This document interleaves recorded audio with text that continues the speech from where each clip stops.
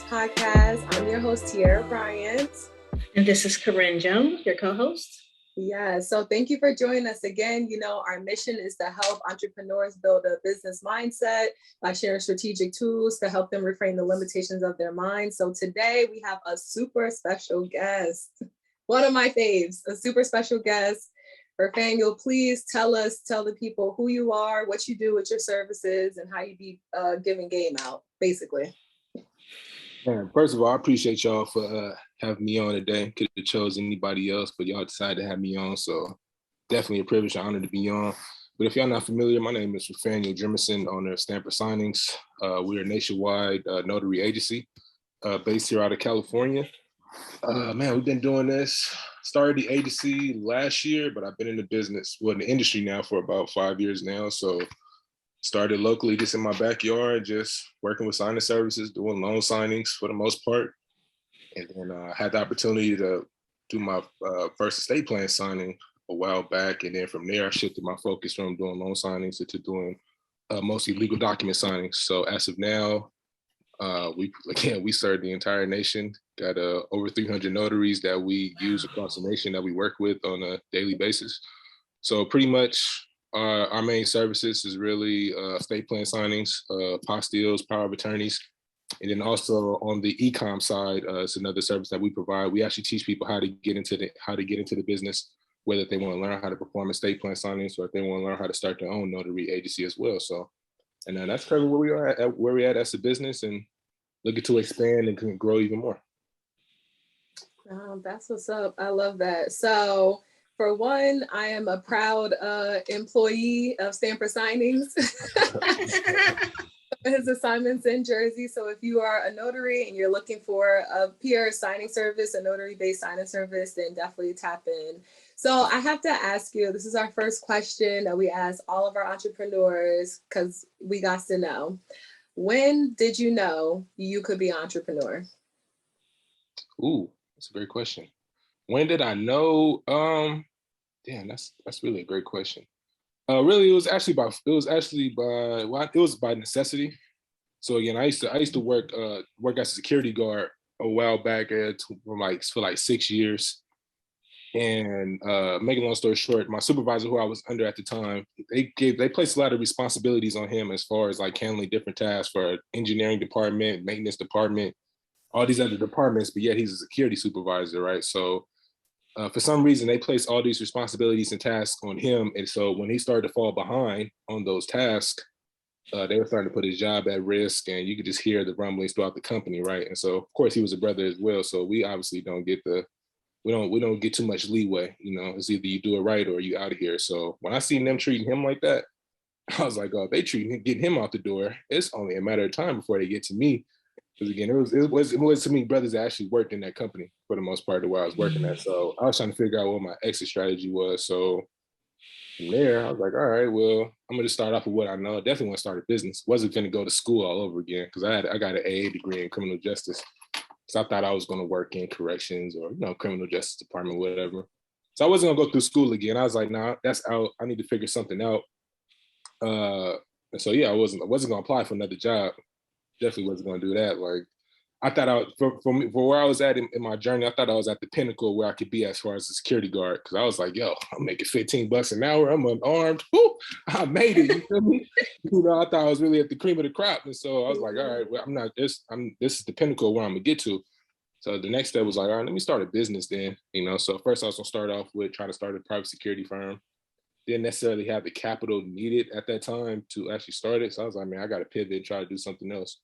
So I know my mom been working in the government for over 20 years, still working as of today. And she had got licensed as a notary, had done a few signings. So I was like, man, let me do some research and see if I could start a business where not really too much capital required. I just knew at the foundation, I'm just stamping a document. Cool, I can definitely do that.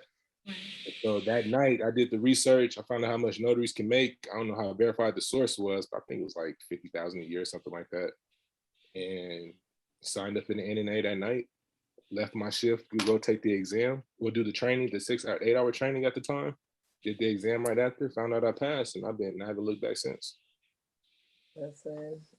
That's a story because sometimes I know for me, I just wanted to take that leap of faith. I didn't necessarily have it where it was like, all right, I need to do this like out of necessity. I was like, oh, let me just try something new. You know what I mean? I think so many different people, try to figure out why they want to be an entrepreneur. Then they try to figure out what it is they're going to do, what type of business they were going to start. So that's really dope. Yeah.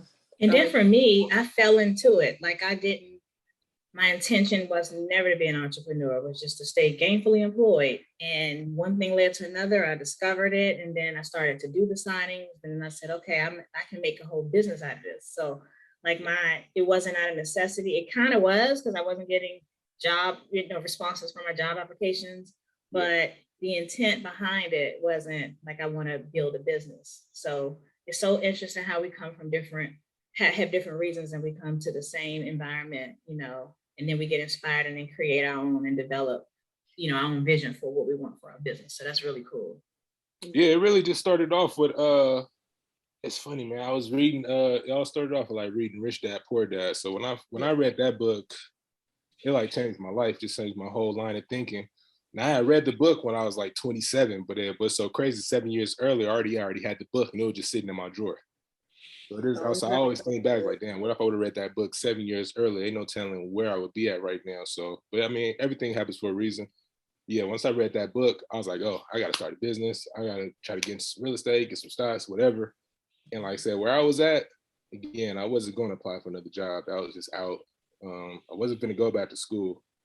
So I was like, you know what? I'm going to go for it, and just live with the result and just live with it from there. So it's funny, when I left, I honestly, like how most people tell you should actually have like some cash flow before you actually leave your job, like start up as a side hustle. I was like, yo, I got this thing. I'm out here. I hadn't made a single dollar as a notary first. I just took my money out of my 401k, which I highly advise nobody to ever do. Don't just jump off the deep end. But me, I'm that kind of person where it's like I'm really hard headed. That could be a gift and a curse. So I was like, shit, I'm out of here. I'm not gonna stay here and let because I don't like people playing. I don't like people playing with me. I just don't. I don't like how that feels. So if I feel like you can hang, if you can hang my job over my head, like you have some type of power over me, right? So I was like, nah, I can't. I'll get out of here before y'all fire me. And that's how. So did you take your first signing before you quit, or you just got the training and then bounced? Well, I did one signing. But mine was with a signing service, so I really didn't even get paid until like 30 to 45 days later. And so, yeah, I took a couple of signings. Well, I didn't get my first signing until November. So I had got commissioned in September of 2017. They get my first assignment to November. And from there, it's like, okay, I can actually do this. And then a year later, I wasn't really getting that many assignments. And then in 2018, I was like, you know what, I'm out of here. I'm cool. Y'all not gonna play. You were brave. Stupid as well. Like I said, I just took a leap. I just took a leap of faith. And, I just always had the confidence in myself. I just always felt like, everything's gonna work out. You gotta take a chance to advance. So that's just how I looked at it, and then I just went from there. When you coming out with the merch line? Come on, when you coming out with the merch line? Because you be dropping these I do got a shirt right now. I do got some, it's funny, every time you bring it up, like I come up with these sayings, but then I forget, because, my mind be running a million. Write them down. You got to write them down. I'm telling you, we need a merch line. But I also ask, like, how was that transition? So, okay, you made a decision to go into business for yourself. You made a decision, to be an entrepreneur. So what was it like, having that shift, especially being that you didn't, have a lot of experience when you decided to go full time, being that, it was something new for you at that time. Like, what was that like switching from that 9 to 5 to the entrepreneur? Because it's a difference. Huge difference. I could definitely say I wasn't ready. Definitely wasn't ready because, when you work in your 9 to 5, you on a set schedule. You got to be here at work at a specific time. Yeah. You pretty much know how your day is going to go. And so when I left, like my first 2 weeks, I did not know how to handle that freedom. I'm just like sleeping in. I'm chilling. I'm like, ooh, I'm playing 2K, right? I'm just doing whatever, right? Just wait, because when I left, I'm thinking like, oh, my phone about to be ringing. I already got my commission. Like, who's not going to use me, right? And so again, I was just chilling, just kicking back. And then, I'm living out my 401k. I'm thinking it's all good. And so that adjustment was pretty tough. So like for the first couple of weeks, I didn't generate no business. So I was like, okay, I'm gonna have to start generating some income. So I was like, all right, I got a car, so I'm gonna just drive Uber and drive Lyft. And so that's what I was doing. So I was doing that for the time being, just doing that until I get some signings coming in through signing services. Just waiting for some opportunities to come in. Doing that, and then I found out about real estate wholesaling.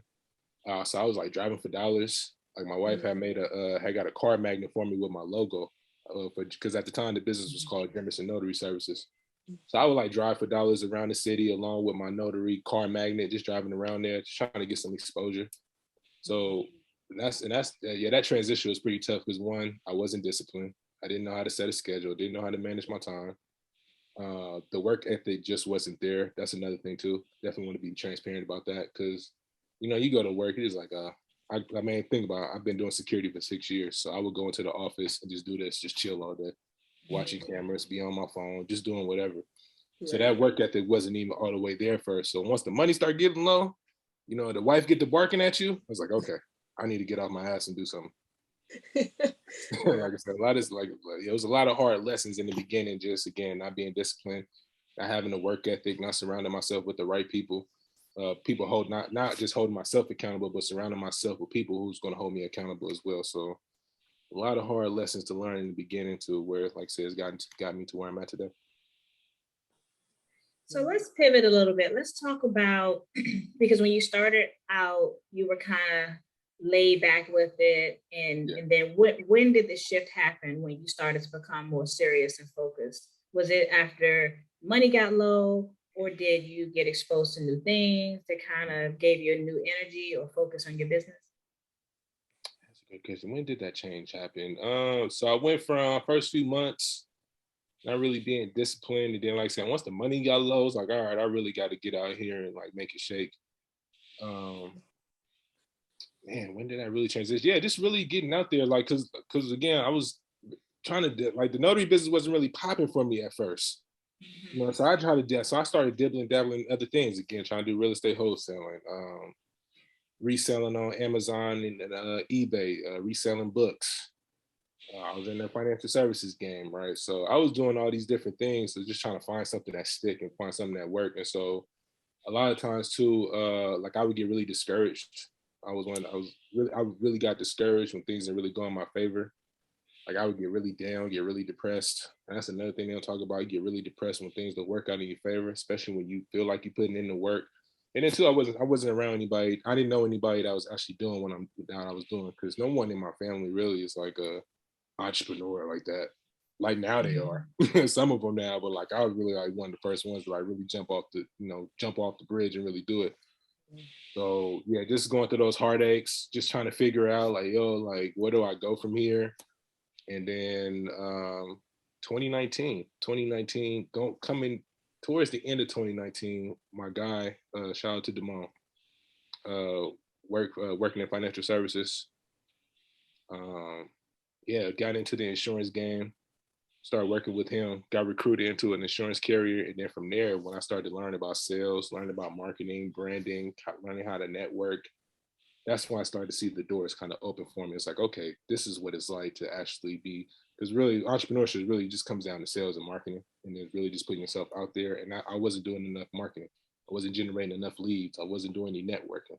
So once I got into that space and started being around people that's, they doing 10K a month, they doing 15. I came across some guys that was doing 100,000 a month just selling insurance. So when you're around them kind of people, I was like, all right, I see what's possible now. And that kind of made a shift. And that was a shift like in my mindset and for my trajectory. So from there, I was like, all right, now I know what to do moving forward. And then I started to see the notary business pick up some, which is kind of funny how that happened. And then once I started to, I get into social media, I'm discovering more people that's entrepreneurs and they doing all these great things.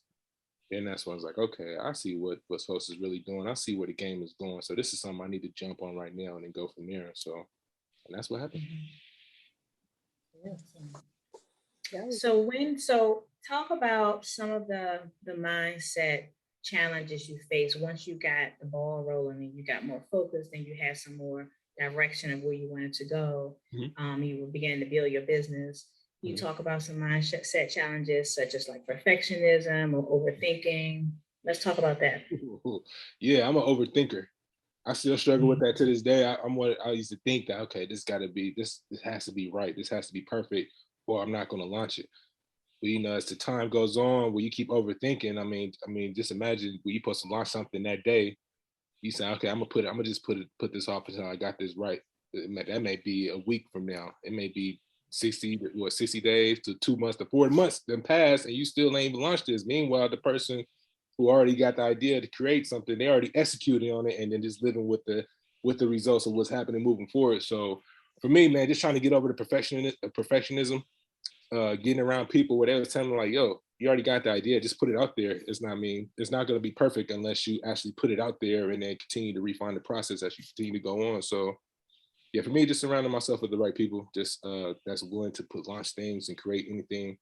They're not thinking about being perfect. They just focus on just getting started, being willing to embrace whatever criticism that comes with it. And, don't worry about what other people are thinking or what they're saying. And that's a lot. And that's another thing that was holding me back. I was so caught up in other people's opinions. Like, oh, if I launch it this way, what they gonna say about me? And more times than not, who cares? Nobody caring about this. Ain't nobody. People that's gonna be criticizing anyway. They're not doing anything. They're not creating anything or doing anything that's worth the value anyway. So you might as well just put it out, and let the market dictate whether it's good or not. Yeah. No, that's facts. I feel like that's a lot of what people kind of go through, is like that fear of it, like you said, not being perfect, not knowing that it's going to sell, not, knowing who's going to be interested in it and stuff like that. And that allows them to, really, they restrict their own selves, and they, stop opportunities. But I think though, the one thing that you touched on a little bit earlier that I had to circle back around, because I feel like people avoid this word, right? And I know as soon as I say it, you're going to know what I mean. Accountability. People avoid accountability because it brings whatever, their imperfections to the forefront. And instead of, taking on that challenge to work better at them, they rather just avoid them. Yeah. And I think there's such a way that you can leverage accountability. And I would like to say that you would agree with me.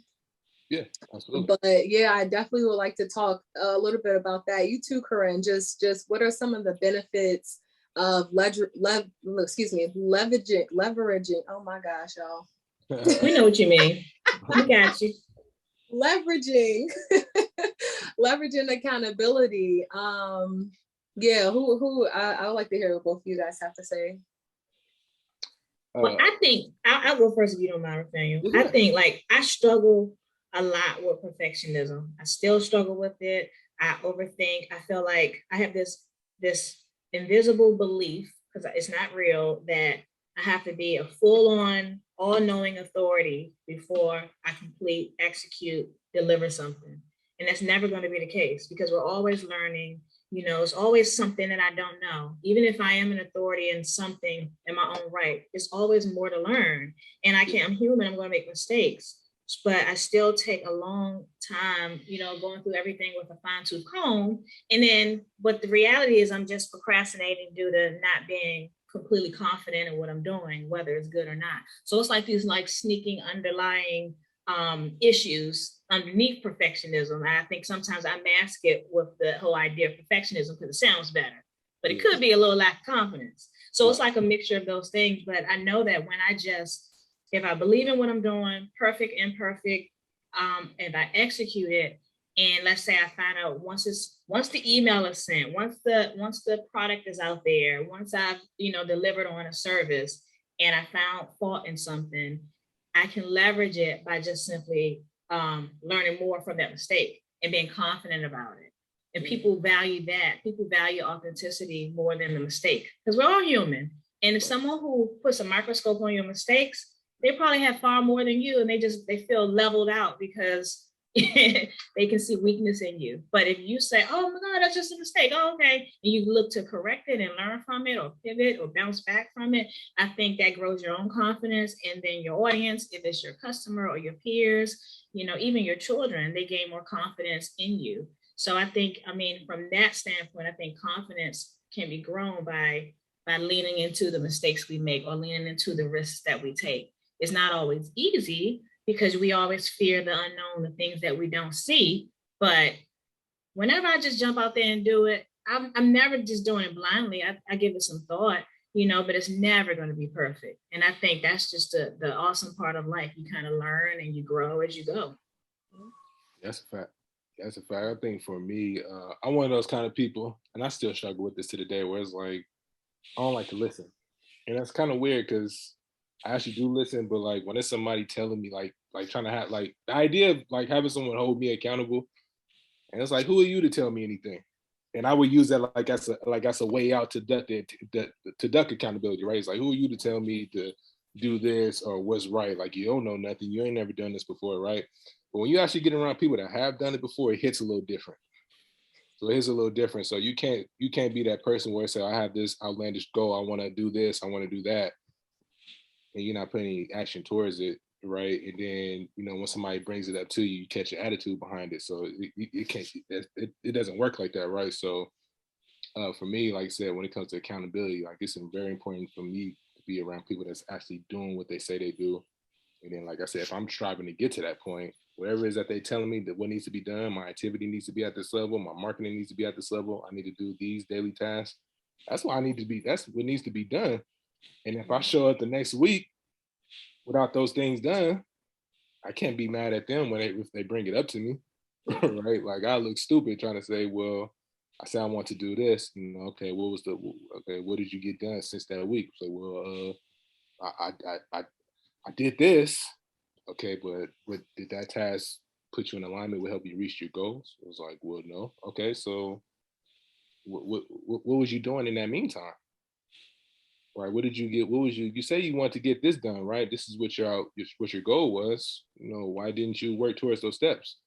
So when you got people that's holding you accountable, ask you those questions, it's like, okay, I can't come around here bullshitting. Like I actually got to show up and do what I say what I'm supposed to do, or if I say I want to accomplish these things I have set out, right? So that accountability portion is huge. And that's another thing too with who helped me out with that the most was Andre Hatchett.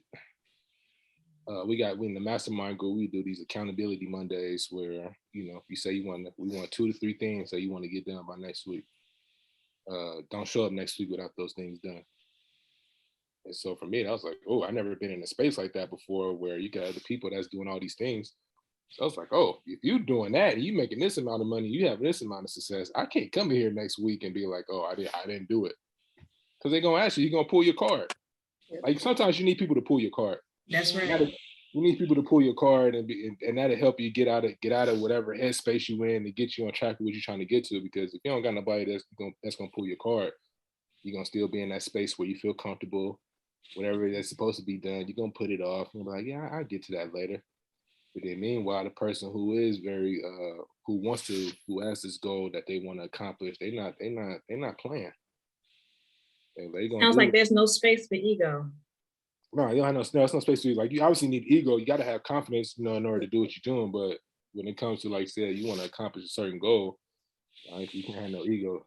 You got to, whatever you say that you're going to do, it's like, all right, you said it. Let's make sure you get it done by next week. Because if not, we're going to pull your card. We're going to ask you about it. And we're going to give you a hard time about it. So if you don't, you can't really say nothing. Have there been times when you didn't get it done? Has there been time? So actually, no, I ain't gonna say. Well, prior to me being around a group of people I'm with now, yeah, I would say I'm gonna do this. I'm gonna make 100 phone calls a day. I'm gonna do 200 phone calls a day, and I'm gonna do X, Y, and Z. And I wake up the next morning and I find a reason not to do it. I'm sitting on Instagram all day, just lurking, just doing stuff that's not helping me get to where I want to get to, right? And that all comes to, again, not being around people that's doing the same thing that you're doing. So once I started surrounding myself with the right people, and I'm saying I'm around these people on a daily basis, I can't show up in here and say I didn't get this done. Like, nah, I gotta show up and show out, because if not, when Monday come around, I'm really gonna ask you, he's gonna pull your card. What did you get done? Why didn't you do it? Okay, are you serious about doing this or what? And now how you really sit there and think like, oh, I can't play. These people are serious. Like I got to come in here and really show out. Like I guess because people could talk about it. It's easy to talk about your goals and I'm gonna do this, I'm gonna do that. It's one thing to talk about it, but it's another thing to actually do it and execute it. Right. So I can go on and on about that. No, that's a fact. And I think the thing is you can leverage any situation you in. So whether it's a lesson that you're leveraging so that you are more knowledgeable for next time, or it's an opportunity, a connection, a network, whatever. And I like that you were just speaking about the mastermind group, because them holding you accountable is what's creating this great business that you're building. And we run away from accountability so much. But I think that that's another thing that kind of draws into what Corinne was saying with authenticity. Like, you have to be authentic. You have to be able to be accountable or be held accountable. Like they go hand in hand, because authenticity shows imperfection. And so it's like moving past it, regardless of I'm still going to show up, however you want to phrase it. All of that is accountability, and you can leverage it so many different ways. And, one way is like these online, virtual groups, support groups. You could, get into these rooms with these like-minded people who are having these conversations, because a lot of the times we're not around people who are entrepreneurs. And if we are, we're in different industries. Yeah. And so that creates a different marketing plan, a different business model. Y'all not going to be able to relate to each other. You know what I'm saying? On everything. It's not going to be the same. But I think another thing that you had mentioned as well is that work ethic piece. And accountability really is directly related to work ethic and that lack of discipline. So when you have strong work ethic, and you have strong discipline, your productivity goes up. You're able to be accountable for yourself, for your business, and other people can start to lean on you as well. So how did you make that shift with your work ethic, especially being an entrepreneur? We don't necessarily have those same restrictions when you have a job. So how was that like for you? Well, I got a family, so I can't. I have to work. Like there's no ifs, ands, or buts around it. And then too, even as entrepreneurs, you eat what you kill. So if you're not marketing, you're not making those relationships. Like even if you don't get any sales that day, but you got to be able to. You got to at least take those steps toward getting that lead. So whether it was making a few phone calls, whether it was doing some networking meetings or just social media marketing, like you got to be doing things like to build up that momentum till you do get that sale or close that deal, right? So I think for me, again, it's always by necessity. Like I have to do this. I look at it from the standpoint, like I always think about what happens if I don't do this. Yeah. Right. So when you think of, so if, like I said, I look at it like that. If I know if it's something that needs to be done, if I try to put it off, like for instance, like today I just put out my my program, right? And I've been slacking on trying to get getting the landing page made. Right. So I've just been thinking about, okay, what's the consequences of me putting this off, right? If I don't do this, that's another day I might miss that on the sale. And maybe another day I might miss out on another opportunity. So when I put it in that mind, when I put it in that perspective of what happens if I don't do this, then I was like, all right, I'm gonna actually do this. Because one thing, I don't know if y'all gone through this as well.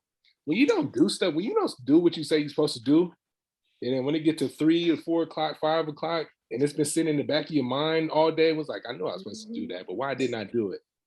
Right. And then you can like, man, put your mind through torture doing that. It's like, man, I know I should have did this. Why didn't I do it? You just do much better just saying, you know what? Turn off the TV, put my phone on silent. Let me just break down. Let me just give myself an hour or two to get this done and just do it and just live with it. And you're going to feel so much better about yourself. Because I don't like pushing myself to just be thinking about, man, I should do my landing page. Why didn't I make those phone calls, man? Like, I don't want to be thinking about that stuff all day. Because then once you got to think about that again, you start to get depressed.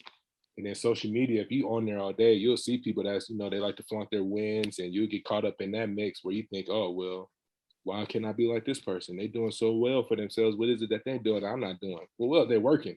First of all, they working. That's one thing. They're not sitting on social media all day, right? So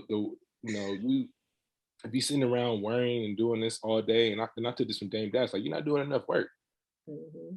Like, you don't got time to be sitting around thinking about what other people doing and worrying about perfectionism and all that stuff. Like, just do the work.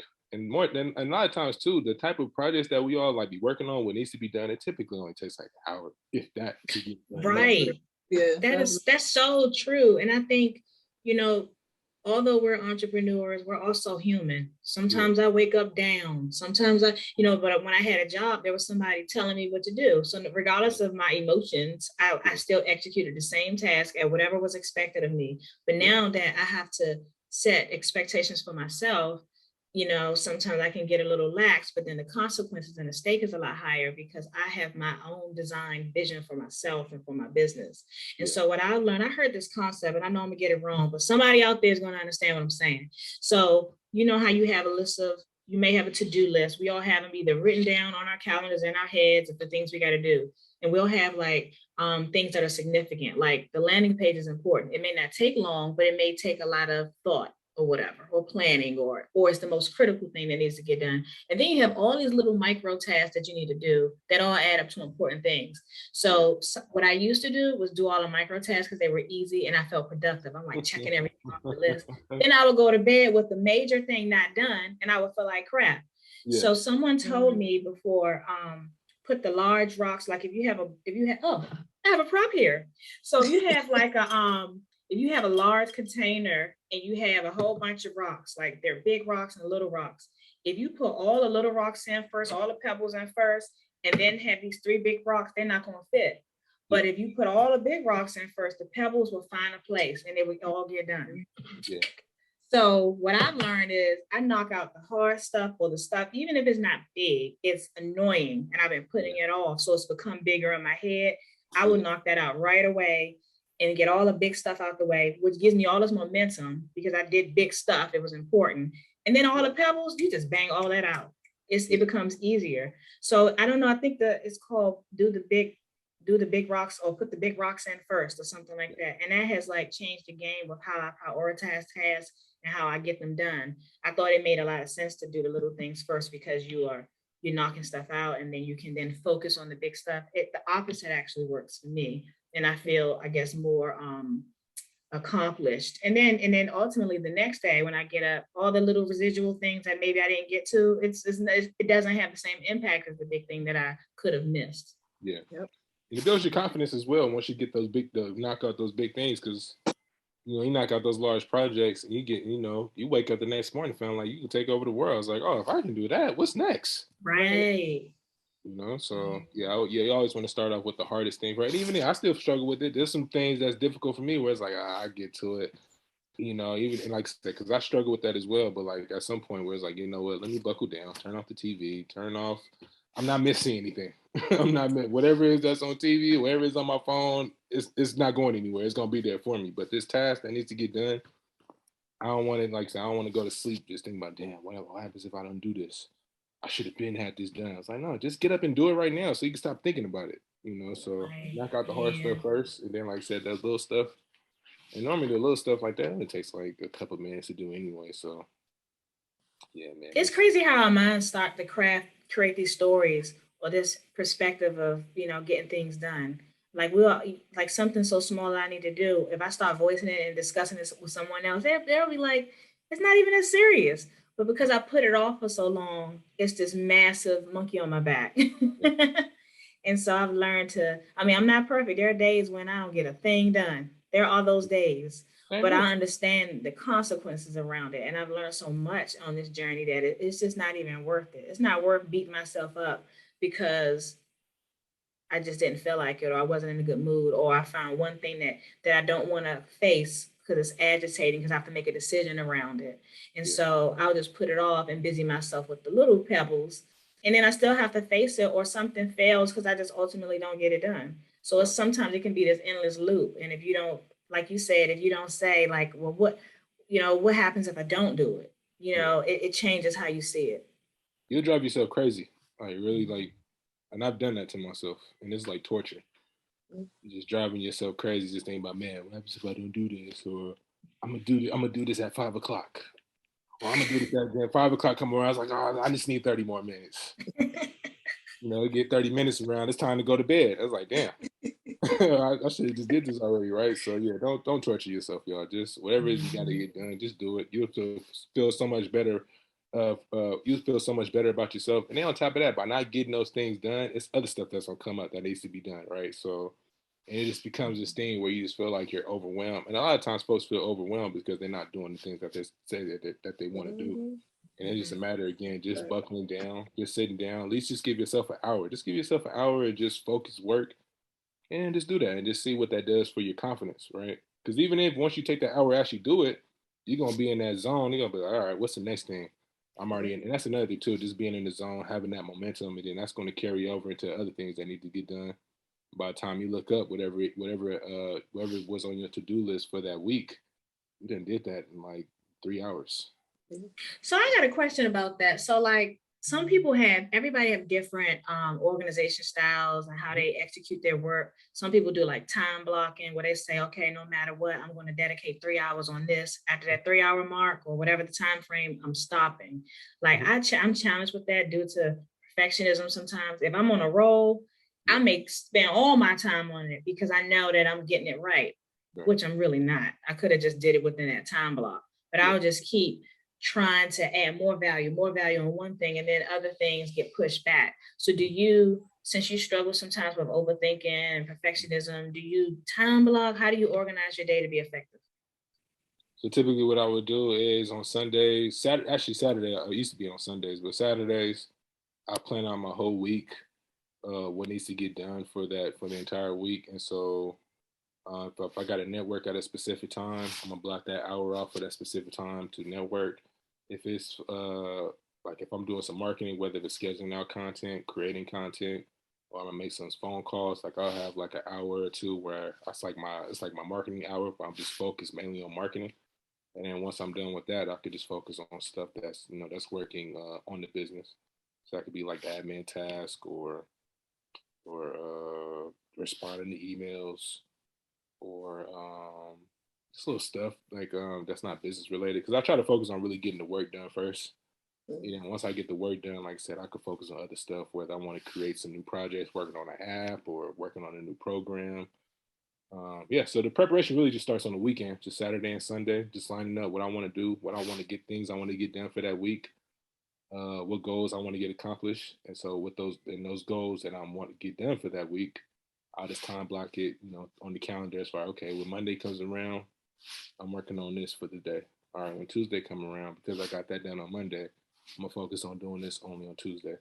One thing I've learned from Michelle Welch, I don't know if you ever heard day theming.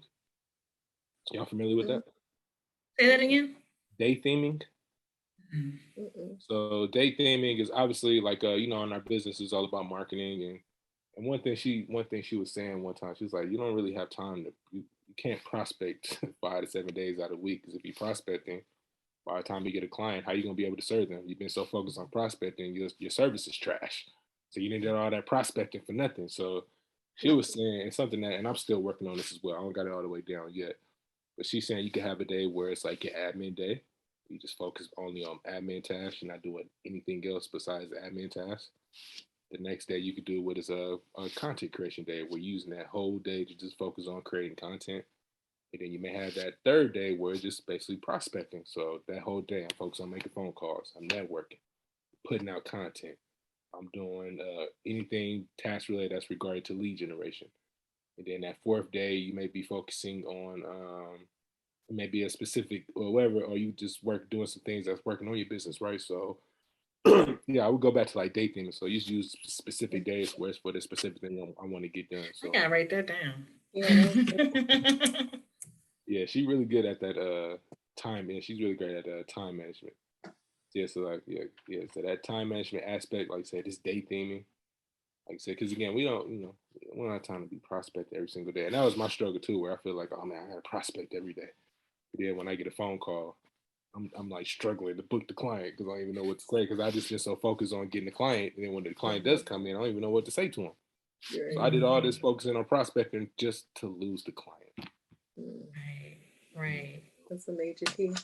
Um, no, that's good. I was also gonna say, there's a book. It's called "Eat That Frog," and it's a book about procrastination, and it's essentially the same concept, Corinne, that you had mentioned, where it's just doing those big tasks first. So I'm pretty sure the metaphor is like it would be very difficult to eat a frog, but if you did it, you'll feel accomplished. I need to listen to the audiobook again, but it was very interesting because that ended up starting to be a phrase that I use. So another book that I read is called Atomic Habits by James Clear. And then he talks about just putting certain cues, visual cues or audible cues with the specific task. And for me, it's like when I start to procrastinate, when I'm looking at my phone or when I'm, starting out a task and then I'm like, oh, I forgot to do this. And I start to work on that. It's like, eat that frog. And it's 3 words. And it's like, it's an audible cue to bring me back to whatever it is that I had intention on doing beforehand. And it's being aware of, the fact that I'm getting distracted and I'm moving away from what I saw out to do.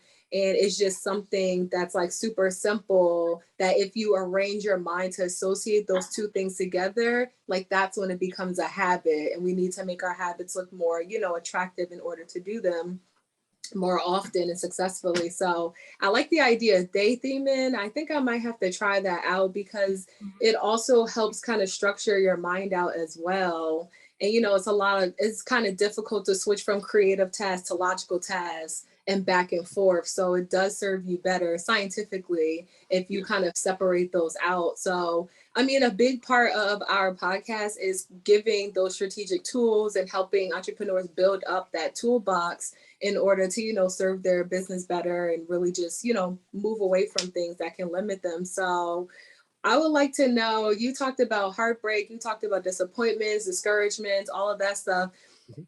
Teach us some tools that you did, that you learned to pull through those things, because we know they're going to come. Yeah.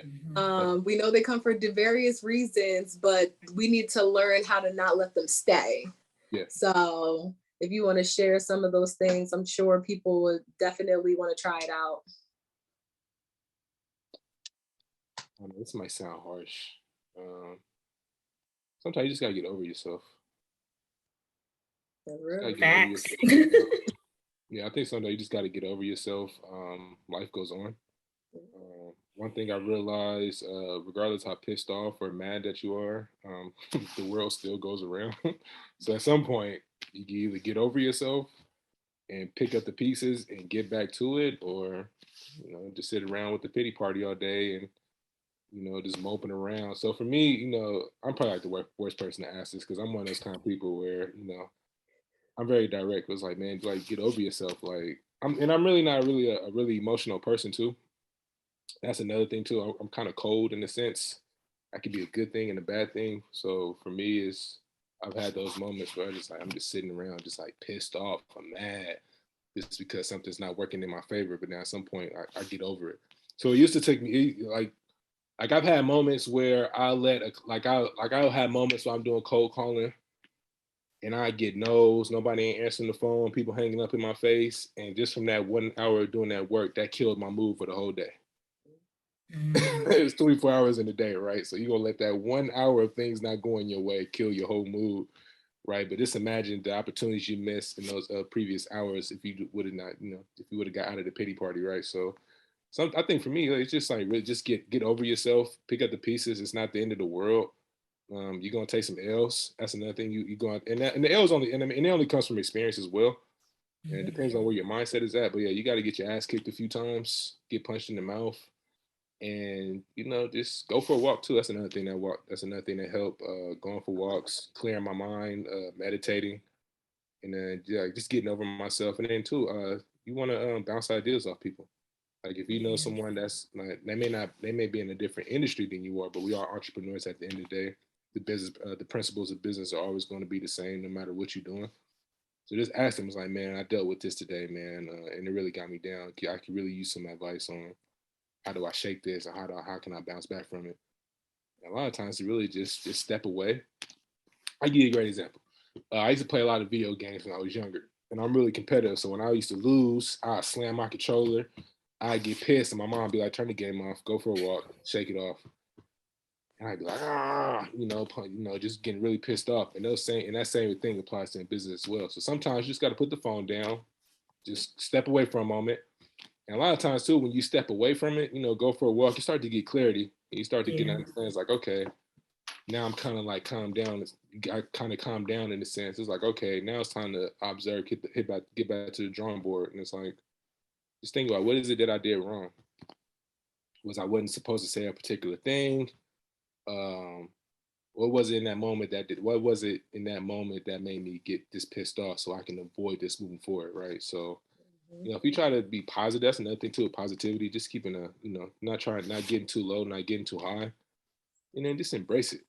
Right. Man, what's another one, man? Yeah, what really helped me too was like I try to have, and then too, having fun with it. Like again, like a lot of this too like goes into cold calling, because a long time that was like my only marketing method that I knew. So cold calling that'll shape you. That'll turn you into that'll definitely help you out. Humble you. It'll definitely humble you in a minute, because I'm one of those kind of people. I was like, how dare you hang up in my face? But at some point you got to get over that, because no one and that's another thing too. I can go on and on. Like, you're not entitled to anything. No one owes you anything. So as soon as you start to realize no one owes you anything, you're not entitled to anything, that tends to help. That tends to definitely help you out. And just not getting too high, not getting too low. Just have fun with it. Have fun with it. Like, go into it expecting to know. And if somebody does hang up in your face, just laugh it off. It's like, I knew that. I knew that was going to happen. And then once you kind of had that kind of attitude, you start to see the universe start to work in your favor. Funny how it works out like that. Where it's like, oh, okay, now you know how to handle this. Here, I'm gonna bring a client to you. Here's your gift. I like that. Yeah, I like that perspective. Yeah, because sometimes we do get full of ourselves. We don't know that that's what's happening. And then if somebody tell us to shake it off, we're offended, and especially having your own business is a different type of passion and emotional connection to it. So walking away from it and detaching from it, it helps put things in perspective, because we sometimes over-identify. If someone hangs up in my face, they hung up on me, they hung up on my brand, they hung up on my dreams. And it doesn't have to be that way. You're right. I didn't look at it that way. It's in a sense, you're saying like you graduate from certain things that's holding you back, and then new opportunities present themselves. That's awesome. Yeah. It's all in the growth. Like I said, you got to embrace the journey in a sense. You got to embrace the journey. Got to embrace the process. Now, I know that kind of sucks, because I used to hate hearing that. Embrace the journey, embrace the process. I'm like, man, fuck out of here. I want to listen to that. It's true though. But it's true though. You really have to embrace it, because like I said, every day is not going to go your way. But as long as you took the action, as long as you say you did what you was going to do, and you just got to live with the results. Like, I didn't had days where I did 100 phone calls, I did 5 network meetings, and it didn't work out in my favor. And just like, you know what, it's all good. I'm just planting seeds at the end of the day. So more seeds you continue to plant. You look up 90 days, if the work pays off. So just being patient. It doesn't happen overnight. And then too, y'all stop looking at social media every day. Like, that thing too is like, when you see those screenshots of folks having $1,000 day, or they made 50,000 in a quarter or that month, and that stuff too. Even then, I get caught up in that. I was like, damn, I want to have a month like that. And they'll really have you feeling some type of way if you're not really confident in yourself as well too. Starting out, if you're not really confident, you don't trust your process, you will feel some type of way. So. Again, if you having one of those days, like I said, we're just absolutely not going your way, just go for a walk, detach for a moment, and then just observe, get back to the drawing board. It's like, all right, what I did today definitely didn't work. This is what I'm going to do some course correction. That way I can come out better tomorrow. And that's usually how it goes for me. So. And Rafaniel, you mentioned meditation, and I asked Tiara about this in a previous episode, because I've struggled with it, because I'll try and I'll get anxious and I'm like, it don't work, but I know it's proven every time you try, even if it's hard to quiet your mind and stuff, you're still making progress. So do you actively meditate, or are you just saying, and casually, that you kind of had other ways to reset and have clarity? So what did you mean by meditation? I don't do it every single day like I need to, but I do it because like I said, I overthink and I drive myself crazy, because I really I have a million things that run through my mind throughout the day. So yeah, I will actually meditate. I'll turn my phone off. I'll close the door, So lucky for me, my kids in school, wife goes to work. So, I'm just, sometimes if I'm in the office or I'm here by myself at the house, I got dogs and shit, they be barking all the damn time. So I'll lock myself in a room and turn my phone off, and I just sit, and just think, just clear my mind. A lot of times too, just from bedtime for like 10 to 15 minutes, you tend to get a lot of clarity. And you get fresh new ideas as well. So I definitely take the time to meditate, because it's needed. Especially then, think about it. We out in the world, we talking to we dealing with people every single day. People energy be off. Some people, some of the things that's out there, whether it's the content that you're reviewing or the conversations that you're engaging in, like that stuff, like you taking that stuff in, that stuff goes with you, right? So like I said, you want to be able to have a moment where it's like, I need to flesh all this out. Let me get a moment of clarity real quick. And that meditating really helps. It really helps. Now, like I said, I don't do it every single day like I need to, but like I said, if I have in a moment where it's like, oh, I can't stand these people. Like I have some notaries where I really got to meditate because some of the work they bringing back. So where it's like, all right, you know what? Let me relax for a moment. Let me go chill, and let me get some clarity for the next 10 to 15 minutes. And when I come out of that, it's like, all right, I feel better. I feel better about myself. Yeah. Shout out to my co-host, because she's put me on track with that. Just turn your phone off. If it, like, I didn't have times when I'm meditating and my daughter want to come in and ask me a million questions, and it's like I just ignore. So if you got your kids coming in there like, Mom, what you doing? Don't even respond to them, and then they'll get to understand. It's like, okay, they're not gonna respond. Let me walk out. And then once you're done meditating, then you can get back to them, because like at times you need those moments to yourself, because again, we're out in the world, we marketing, we trying to come up with fresh ideas, we creating, we launching new things, we trying to bring on new whatever it is that we doing that's within our business or in our everyday life. Like we need to have a moment to ourselves for clarity, to just have a moment to ourselves. Because again, you'll drive yourself crazy doing that's entrepreneur. No, and we're just so overstimulated. The access is easy, we communicate with people quicker, more people faster, everything. We're super overstimulated. And you kind of mentioned all of the different ways in which we're marketing, we're on social media, we're trying to create courses, we're trying to get these conversations and these services going. So that's why I really like meditation. And my daughter, like when she come in, she's 4. When she come in, she see the pose, she just go on and join me. Come on, sit down. Or she at least stay quiet, sit down and stay quiet. You can be in the room, but you just can't talk, honey. I can't. But it's moving away from that. And I think also it's expressing gratitude. So I'm really, really big at gratitude. I believe in being grounded in gratitude. And I think it brings forth so much more appreciation for the things that we already have. And it naturally kind of like helps level out, our ego. We still know we're deserving of these things. We're acknowledging that they're there and we're happy. It will take more in abundance, but it's just taking that moment to even acknowledge how far you came and kind of reframing the way that you go about your business with being grateful for the opportunity too. Yeah. Everybody want a piece of you. Everybody want a piece of you. And if you don't respond back to people in time, they get pissed off, and everybody want a piece of you as well. That's another thing they don't talk about. Everybody want a piece. I get a DM every day about someone want to do a collaboration, or they want to do this. I got an idea. How do I do this? And at times, that shit can drive you crazy. It's like, damn, I didn't ask for this. In a sense, you kind of did ask for it, but it's like, sometimes. And then too, me, I'm just kind of person who's like, I want to help everybody.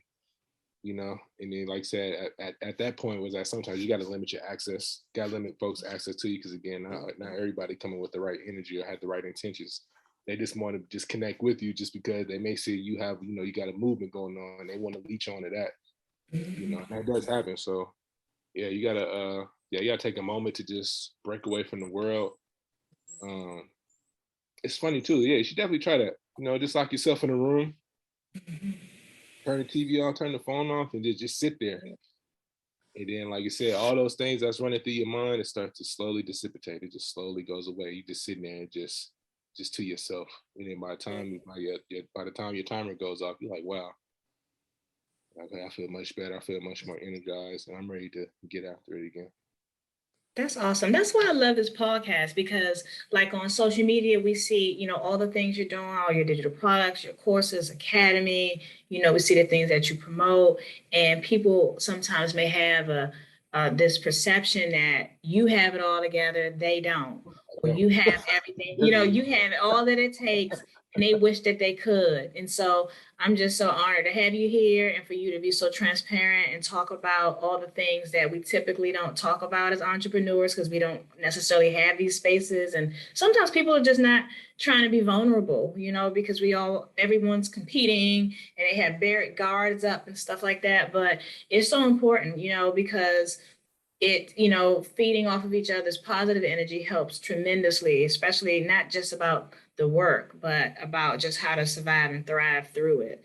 So I just want to thank you. And I also want to just quickly go through, you said a lot of different things that the viewers could have in their toolkit if they don't already have it, to help with their mindset shifts around perfectionism, overthinking, lack of accountability. You talked about meditation. You talked about taking a walk. You talked about just, what did you say? Not being fully yourself. What was it? You can't be fully Get yourself. over yourself.